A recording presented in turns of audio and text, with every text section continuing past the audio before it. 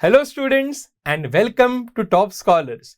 Today we are learning about evolution, under which we'll be studying a very interesting topic, that is biological evidences, and under that we are going to be studying paleontological evidences. So students, let us begin. So what exactly are fossils? Fossils are nothing but remains of non-degraded parts of animals and plants found within rocks. Students, these parts of animals and plants which have died ages and ages ago sometimes become parts of rocks and therefore they do not undergo degradation. Now students, I can say that these fossils are actually the true witnesses or the true records of evolution. Moving on students, now let us understand what is meant by carbon dating. Now here, this is a very important technique. Now when an organism dies, may it be a plant or an animal, the consumption of carbon stops.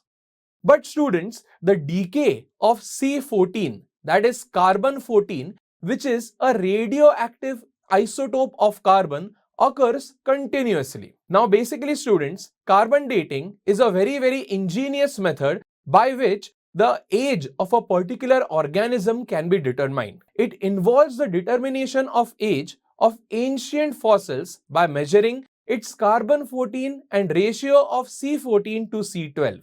Students, this way we can actually understand what particular age of an organism is. Moving on students, now let us understand fossils and its types. The first one students are the actual remains. Now these are very rarely found and they are usually found at the bottom of the ocean where the temperature is very low and the pressure is very high.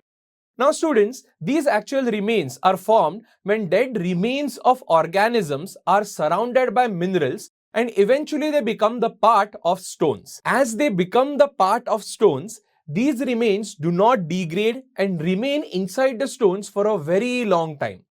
Now students, the second type are molds. Now what exactly is a mold?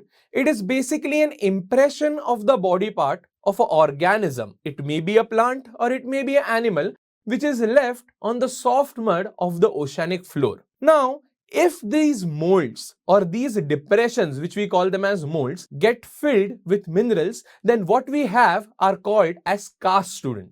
So basically, the cavities of molds get filled with minerals, leading to formation of casts. So basically we have three types of fossils: actual remains, molds and casts. To learn more about this topic, download Toppscholars app.